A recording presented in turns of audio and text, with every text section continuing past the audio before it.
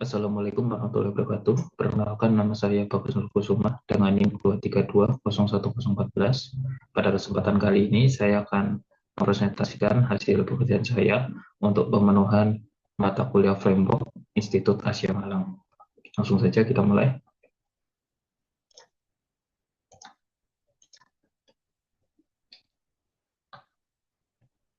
Oke, jadi untuk tema yang akan saya ambil di sini yaitu tentang persewaan atau rental alat-alat outdoor, seperti itu.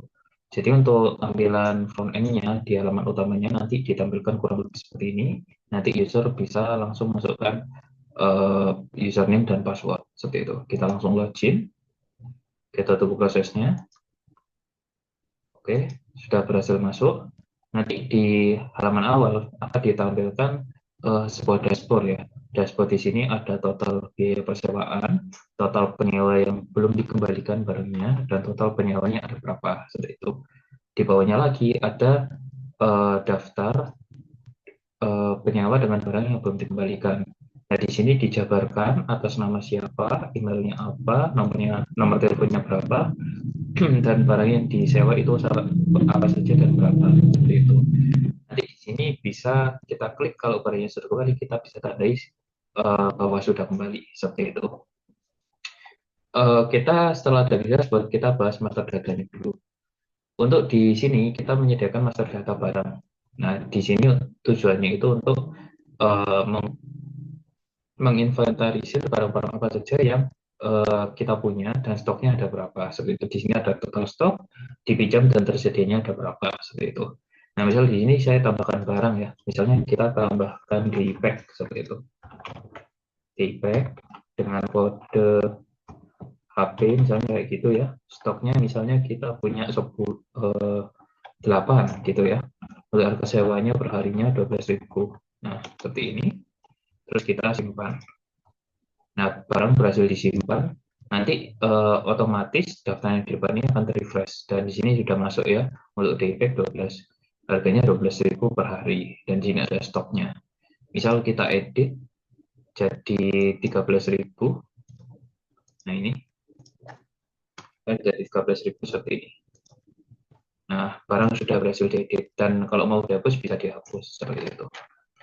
Nah, yang kedua adalah database penyewa. Jadi di sini hanya only view ya. Jadi kita lihat atau penyewa dan dewasanya seperti apa, atas nama siapa, emailnya apa, dan ini nomor teleponnya, seperti itu. Di sini ada keterangannya, jumlah sewanya berapa, itemnya, dan total biayanya berapa, dan yang belum kembali berapa, seperti itu. Dijelaskan juga terkait barang apa yang disewa, kuantitinya berapa, dan statusnya seperti apa, seperti itu. Terus di sini ada tombol robot untuk keluar. Kita kembali lagi ke dashboard ya. Terus kita coba tambahkan persewaan. Nanti ketika klik button persewaan, maka nanti kita akan diarahkan ke halaman persewaan seperti itu. Nah, di sini kita masukkan penyewanya siapa, misalnya atas nama Andi gitu ya. Emailnya andi@gmail.com. Nomor teleponnya random aja. Nah, di sini kita mulai masukkan dia nyewanya buat kapan, misalnya tanggal 7 sampai tanggal 8, seperti itu. Terus kita pilih barang, dia perlu apa saja. Misal perlu hydropack-nya ada 2. Nah, otomatis dari harga 12.000 tadi harganya otomatis terisi, seperti itu ya. Terus kita tambah item lagi, misalnya tambah trekking pole-nya 2, sama satu lagi tambah tenda kapasitornya 1, seperti itu. Nah, secara otomatis setelah kita masukkan kuantitinya, di sini langsung terhitung otomatis, terkalkulasi secara otomatis, kurang lebih seperti itu. Nah, kalau sudah bisa kita simpan, transaksi tersimpan. Nah, nanti formnya akan mereset gitu. Nah, ini bisa kita tutup saja ya, langsung tutup saja, atau klik button kembali tadi di sini. Nah, gitu. Nah, nanti ketika kembali, nanti akan diarahkan ke depan sini. Seperti itu, teman-teman. Nah, andai kata misal Andi ini sudah mengembalikan gitu ya, nanti kita bisa tandai sebagai kembali. Seperti itu. Nah, prosesnya sudah selesai. Begitu. Saya cek dulu apakah servernya lagi bermasalah. Nah, ya. Seperti itu saja. Oke. Nah, proses persewaannya sudah selesai, kurang lebih seperti itu saja. Nah, lanjut kita masuk ke dalam codingannya. Untuk di halaman di sini kita mulai dari modelnya dulu. Untuk modelnya di sini saya mendefinisikan 3 model atau 3 tabel, yaitu penyewa, terdiri dari nama, email, telepon, sesuai yang diinput di depan tadi ya. Terus untuk barang ada dan nama, kode, stok, dan harga sewa per hari, begitu. Terus untuk tabel persewaannya itu ada penyewa, barang, tanggal pinjam, tanggal kembali, dan jumlah. Seperti itu. Di sini ada total harganya, begitu pula ada flag is kembali, begitu. Nah, is kembali di sini digunakan untuk menandai bahwa barang ini sudah kembali atau belum. Seperti itu. Untuk relasinya, persewaan terhadap penyewa, yaitu, mohon maaf saya balik, penyewa ke persewaan itu one to many, kalau barang ke persewaan one to many juga, seperti itu. Nah, nanti di bawahnya, kalau menggunakan fungsi save, maka nanti secara otomatis akan kita kalkulasikan untuk lamanya berapa hari, seperti itu. Jadi kurang lebih seperti itu aja untuk di modelnya. Nah, kita lanjut ke view. Dari model tadi kita panggil di sini, saya definisikan tiga tiga view, tiga kelas yang utama, yaitu barang view set. Di sini mengambil dari barang ya, dan diurutkan berdasarkan created at, begitu. Penyewa juga sama, ngambil dari penyewa dan diorderkan berdasarkan created at, begitu. Terus di bawahnya ada fungsi tambahan dengan sewa belum kembali. Jadi fungsinya di sini untuk filtering saja ya. Jadi kalau kita lihat di depan tadi ada yang belum difilter. Nah, fungsi apa namanya untuk memfilter yang dia sudah kembali atau belum, seperti itu. Jadi biar memudahkan saja. Nah, untuk persewaan viewset di sini saya ngambil dari yang pertama itu dari persewaan ya, begitu. Terus, nah untuk tambahannya ada fungsi tambahan yaitu mengambil yang belum kembali, terus tambahan yang sudah kembali, dan ada fungsi untuk tandai kembali, begitu. Tandai kembali ini untuk mengupdate is kembalinya tadi, begitu teman-teman. Kalau sudah kembali dan belum kembali ini hanya only view saja, seperti itu. Terus lanjut ke serialis di sini untuk menghubungkan antara API dengan modelnya tadi ya. Jadi ada 3 juga, yaitu barang, penyewa, dan persewaan. Persewaan seperti itu. Kurang lebih seperti itu. Terus kita cek lagi untuk API-nya, root-nya kurang lebih seperti ini ya, standar aja. Jadi di API URL-nya itu manggil barang, penyewa, dan persewaan, begitu.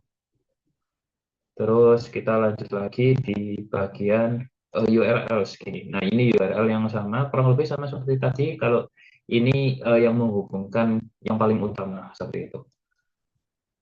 Selanjutnya untuk di bagian admin.py, jadi nanti yang bisa diisikan oleh admin itu cuma 3 ini saja, yaitu penyewa, barang, dan persewaan. Walaupun tadi kita sudah sediakan UI di sini ya, jadi kita masih bisa nambah di halaman admin gitu. Misal saya masuk ke halaman admin dulu, halaman admin. Oke, sudah buka ya. Coba /admin, kurang lebih seperti ini. Masukkan passwordnya.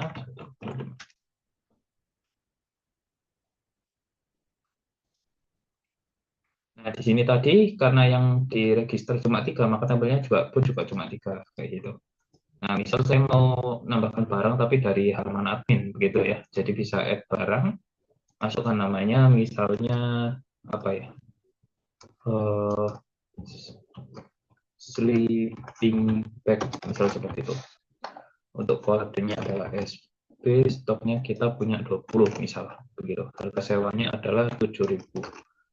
Nah, seperti ini kita save. Nah, nanti dia juga bisa tertambah di situ. Kalau kita tambah penyewa pun juga sama, persewaan pun juga sama. Kurang lebih seperti itu.